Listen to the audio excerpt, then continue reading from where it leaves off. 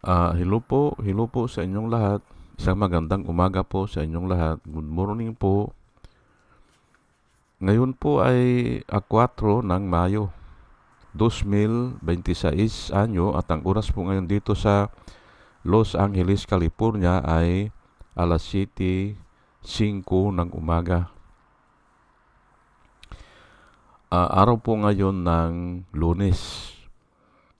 At nais ko po mag-vlog mga kababayan, mga minamahal, patungkol po dito sa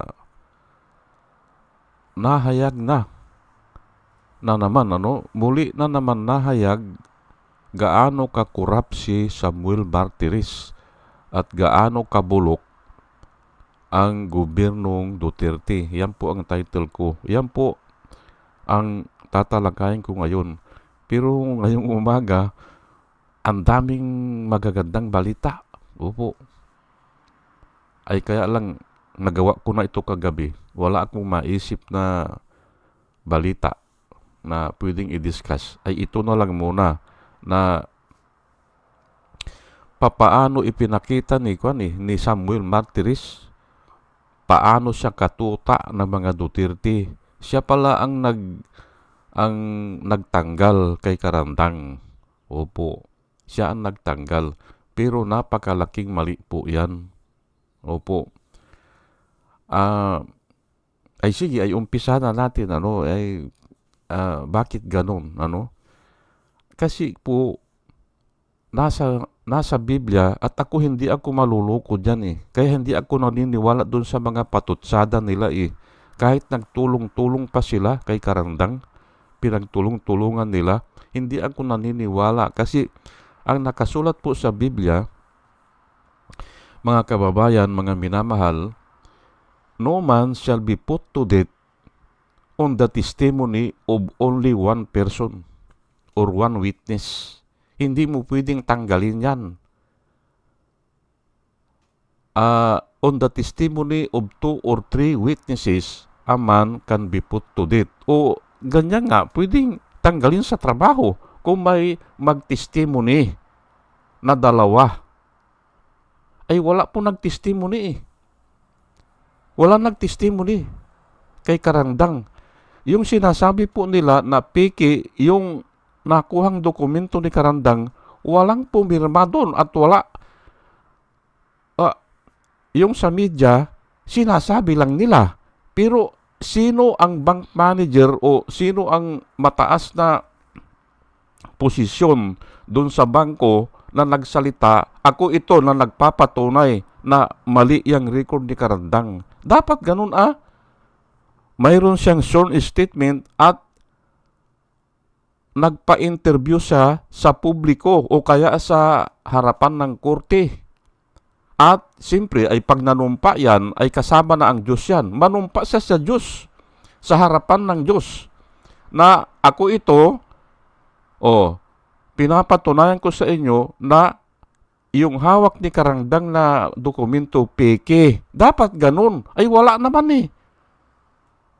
Puro na lang puro yung ang sabi kasi ni Duterte, magdasal ka na Karandang. Ang mga dokumento hawak mo ay peke o fake o fabricated. Ayun na, doon nagsimula. Hindi ba? At yun na, sumunod na yung iba. At dahil sa peke, ang dokumento mo ay labag yan sa batas.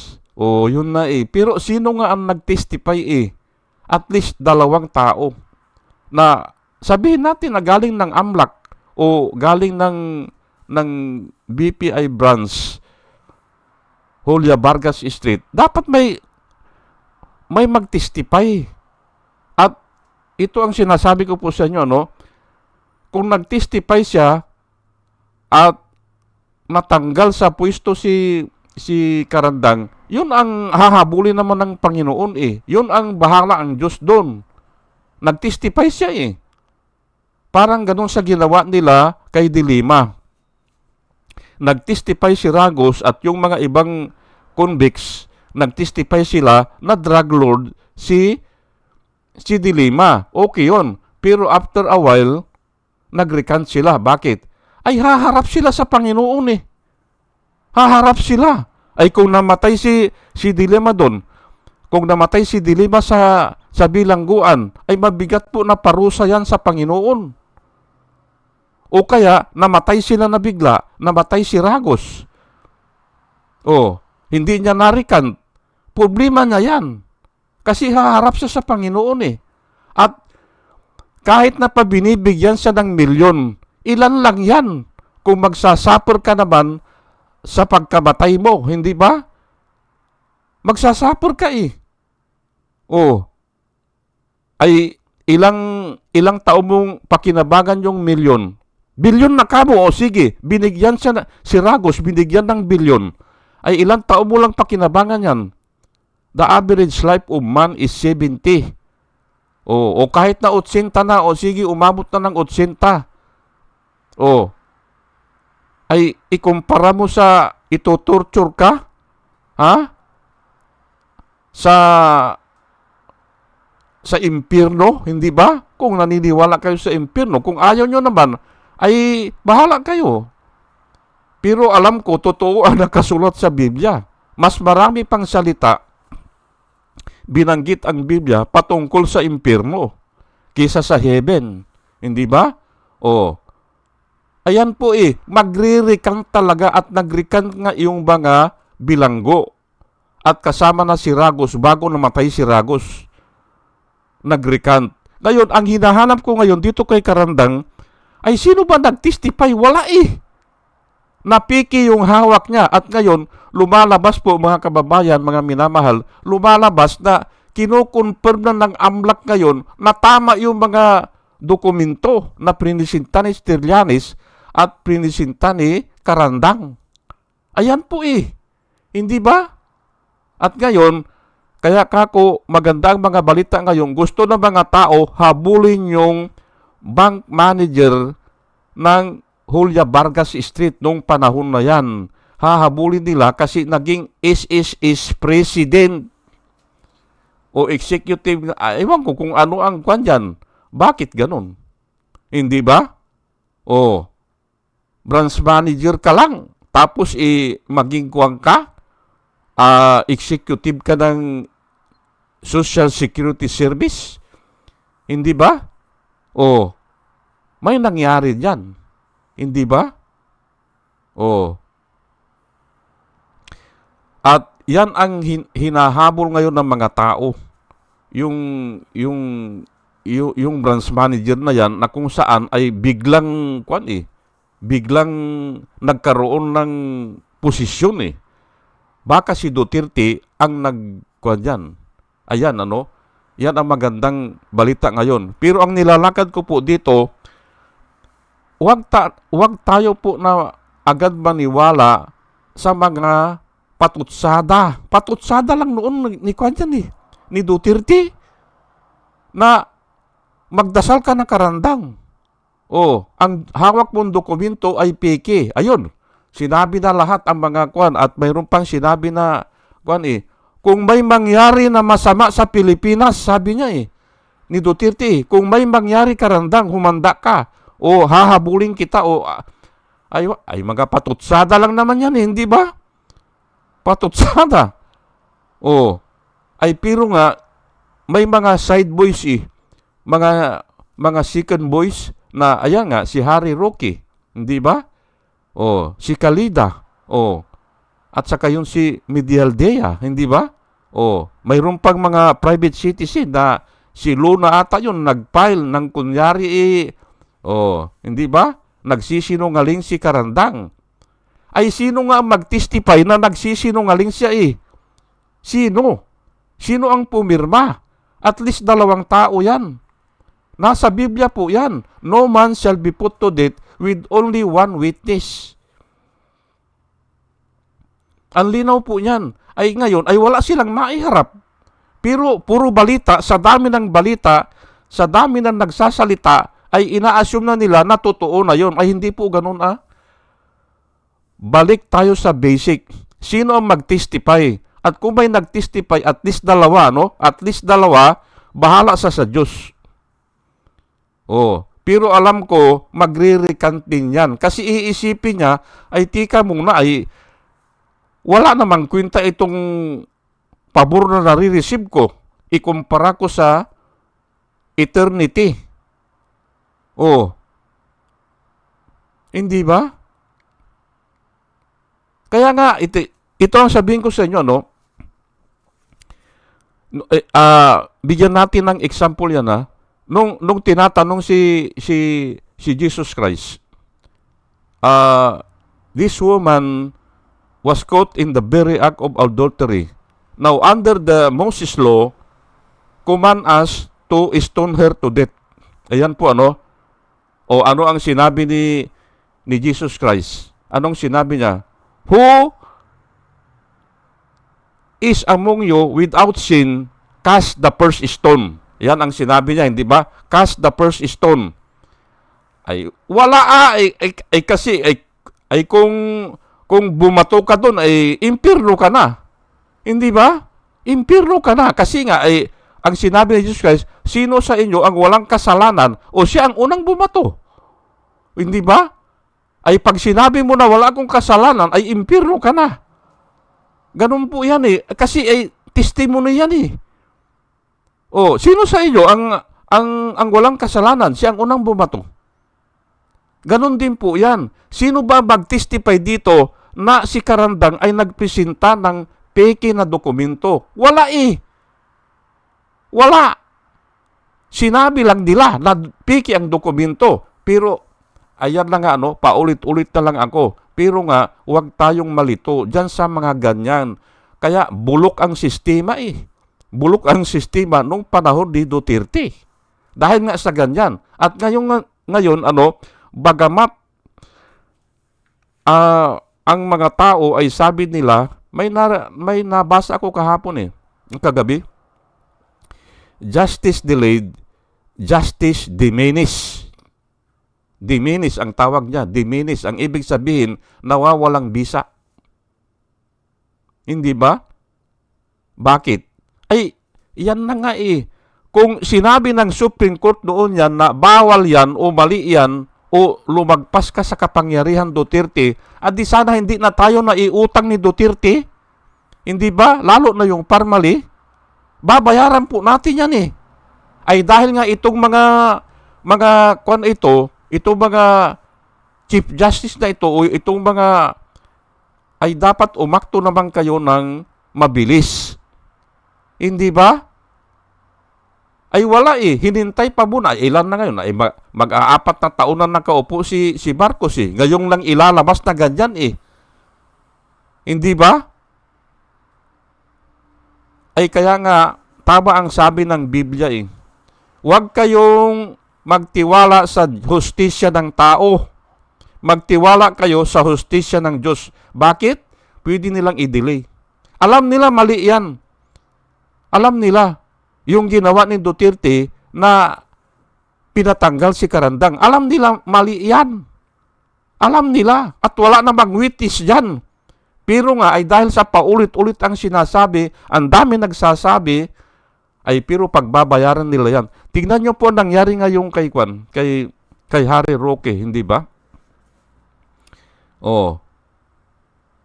Ay kasama pala siya. Nakita ko kahapon eh. Oh. Ibibilang tatanggalin sa pwesto kanya yan kasi yung hawak niyang dokumento peke. Sabi ni Harry Roque kay Karandang, napakinggan ko kahapon, ay isa na naman yan sa idadagdag na pagbabayaran niya. Maliban doon sa sinabi ko dati na ang wish niya, ang sabi ni Duterte, ni Harry Roque, ang wish niya sa birthday ni Dilima ay mabulok na sa bilangguan. Ay pagbabayaran niya yan. Alam niyang kalukuhan yun eh. Hindi ba? Alam niya. Pero sinasabi niya ay blasphemy of the Holy Spirit yan eh. Alam mo ng totoo, pero ayan na nga. Delusion ang tawag dyan. Ito po Second Thessalonians chapter 2, verse 11 at saka 12. Ito po and for this reason, God will send them a strong delusion that they should believe the lie. Ayan po. alam nilang hindi totoo, pero aywan ko kung pinaniniwalaan nila o ay bahala na sila dyan, hindi ba? Pero binabasa ko lang po ito, ano? And for this reason, ano ba yan? Yan nga, yang puro ba nga kasinungalingan? Hindi ba? Pinaniniwalaan nila ang kasinungalingan. And for this reason, ang sabi po ng Biblia, for this reason, God will send them a strong delusion that they will or they should believe the lie. That they all may be condemned who did not believe the truth but had pleasure in unrighteousness. Iko-condemn sila yan eh. Yung naniniwala sa lie o nagpropagate ng lie o mas they have pleasure in unrighteousness. Ayan nga, magsabog ng kasinungalingan. O, sinabi ni Duterte na piki ang hawak mo karandang ay para silang mga parot. O, second voice sila. O, ayun na, hindi ba? O, tinanggal na si karandang. Hindi ba? Kaya nga, bulok ang sistema eh. Yung si Duterte umaakto na siya na lahat. Hindi ba? Parang Diyos. Siya ng executive, siya na ang legislative, pati judiciary, siya na rin. Hindi ba? O tanggalin yan. Ay, hindi naman dumaan sa korte. At saka, impeachable officials po yan. Kailangan impeachment ang makapagtanggal dyan. O, kaya nga bulok ang sistema eh. Pero pagbabayaran nila yan. Kasi nga paglabag yan eh. Paglabag sa konstitusyon o paglabag sa batas, pagbabayaran nila yan. At ngayon nga, nakikita ko na. Kasi nga, yung mga dati nilang kasamahan ay yun na nagtitistify laban sa kanila, katulad ni Madriaga. Hindi ba? Ay napakabigat po yan. Detalyado po yan eh. O, at napakasakit po niyan. Hindi ba? Yan ang paulit-ulit kong sinasabi dito kasi nga isa yan sa parusa ng Diyos. Yung dati nilang kasamahan, yung dati nilang binihisan ng kapangyarihan, yung pa magtestify sa kanila ngayon na yun nga, yung mga bulok na sistema nila. Hindi ba? O, at paniniwalaan po ng tao. Kasi nga detalyado po eh. Hindi ba? Detalyado. 1 Timothy, itataas ko lang po ha. 1 Timothy 4:1, now the Spirit expressly states that in later times some will abandon the faith to follow deceitful spirits and the teachings of demons. Ayan po, galing po sa demonyo yan. Yung magsalita ka ng sinungaling o kasinungalingan.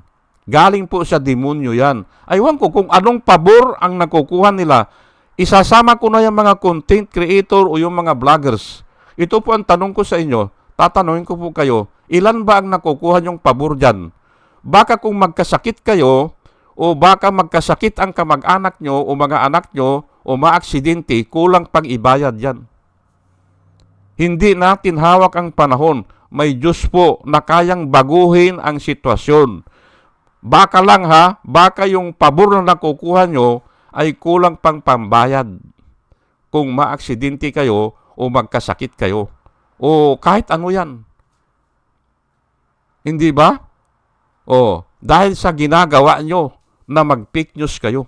Hindi ba? Hanggang ngayon hindi tumitigil eh. Pero, alam ko na yan, sa isang tao, baka may 1,000 siyang na yung account number eh. Opo. Ganun po yan. O kaya mga machine na lang yan. Kaya ako, ang sinasabi ko, kung may, ang comment ko sa yan sa YouTube, mga machine na lang yan. Kasi hindi naman sumasagot eh. At kung sumagot, wala sa topic. Machine yan, kako machine. O, hindi ba? Pero, yun nga, now, the Spirit, Holy Spirit po ito ha, now the Holy Spirit expressly states that in later times, some will abandon their faith. May mga paniniwala din sila yan eh, patungkol sa Diyos. kahit kaunti lang, may paniniwala yan. Pero i-abandon nila yan to follow deceitful spirit. Yan nga, nanluluko. Hindi ba? Nanluluko. Puro panluluko. Ang sinabi nila ay yung hawak na dokumento ni Karandang ay piki o fabricated lang niya. Ayan. Hindi ba? Ay sino nga nag-testify na fabricated yun Wala Dapat kumuha sila ng napakalaking tao o sasabihin na ay mali yan o hindi totoo yan. Ay wala naman Bigla na lang tinanggal si Karandang. Kaya nga walang due process Wala. And the teachings of demon. Ayun, yun ang susundin nila, teachings of demon. Na magsinungaling ka. Pero ang teaching ng Panginoon ay huwag kang mag-testify sa hindi totoo. You shall not bear false witness, di ba? Ayan po, Ngayon ay ito, 2 Peter verse 3, chapter 3, verse 3. Most importantly, I want to remind you that in the last days, scoffers will come, mocking the truth and following their own desires. Ayan po, nakasulat na po yan. Hindi ba? Darating ang araw o sa mga huling araw, ay parati namang huling araw yan hindi ba?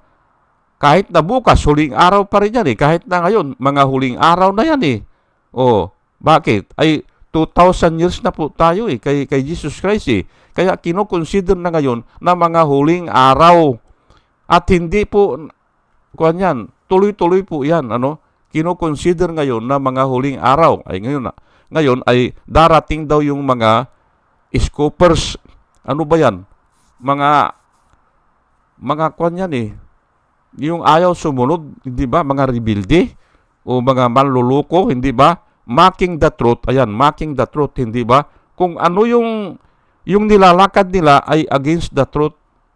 Katulad nga ganyan, nilalakad ni Trillanes, nilalakad ni Karandang, na ito si Duterte ay katotohanan na may bangko ito na bilyon. Ang pira niyan ay, hindi ba? Yun ang nilalakad nila. Na ngayon ay unti-unti nakikita na ng mga tao na totoo. Unti-unti, hindi ba?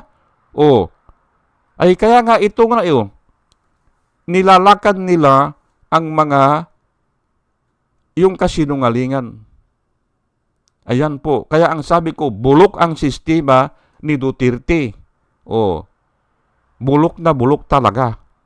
Ay ayaw nga sumunod sa batas yan Hindi ba? Diniscuss ko na, yan ang mga diktator. Ayaw sumunod sa batas o hindi talaga sumusunod sa batas. Gusto po niya, siya na ang batas. Siya lang at wala nang iba. At kung haharang ka, katulad yan kay Karandang, hindi ba? Katulad po ng nangyari kay Dilima o kay Trillanes. Gusto niyang tanggalin yung pardon. Paano mong matatanggal dyan? Ang nagpardon sa kanya, patay na. Hindi ba? Paano mong i-revoke yun? Kakausapin mo ba ang patay? Hindi. Hindi ba? Patay na Yung nagpardon, hindi ba? Mali Ang sasabihin lang niya ay nawawala. Ayun na nga, pwede namang ipadukot yan Yung ipadukot yung mga dokumento, hindi ba? At yung nga ang sinabi ni Trillanes kung nawawala ang dokumento, ang una niyong tanungin, ang una niyong sitahin, yung kustodyan ng mga dokumento. Yung kustodyan. Ay tama naman, hindi ba? Kasi naandyan yan, sabi niya. Ngayon, ito kay Karandang, ito na naman, hindi ba? Tinanggal pala nila sa pwesto at ang nagtanggal mismo ay si Samuel Martires. Dapat imbestigahan yan. Opo, imbestigahan. Bakit tinanggal niya? Walang due process. Dahil lang narinig niya na piki ang dokumento na pinipisinta ni Karandang. Kaya bawal daw yon, administrative order ay sino nga nagpatunay na piki Wala naman At ito nga ang sasabihin ko sa inyo, no, kung may magpatunay na isang bank manager o isang attorney at saka accountant, sisingilin po ng Diyos yan eh. Oh, patunayan niya, sige, false testimony siya, pero sisingilin siya ng Diyos. Yan po ang nilalakad ko dito kasi nga ay ayaw ng Diyos yan eh. Na mag-testify ka sa hindi totoo. Sino nga ang nag-testify? Ang tanong ko po sa inyo, yung mga vloggers ni Duterte. Hindi ba? Kaya nga bulok eh. Bulok ang sistema eh. Sige po at hanggang dito na lang po at bukas tatalakayin ko yung si Robin Hood Padilla.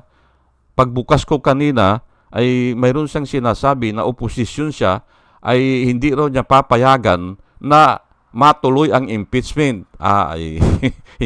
Ang sinulat ko agad doon sa YouTube, wala kang karapatan. As a senator judge, temporarily kasi magiging senator judge kayo your right is to convict or to acquit. Wala na. Hindi pwede na haharangin mo o ayaw mong ipagpatuloy. Hindi yan. Hindi. Walang karapatan ang senator judge na gagawin yon. Ang karapatan nyo lang ay conviction o kaya acquittal. Ayan po At sige po at dalayan ko po sa Panginoon sa ating pakikinig ay magkaroon tayo ng wisdom na nanggagaling sa Panginoon. At muli mga kababayan, mga minamahal, isang magandang umaga po sa inyong lahat at salamat po sa inyong pakikinig. Salamat po ng marami. Salamat po.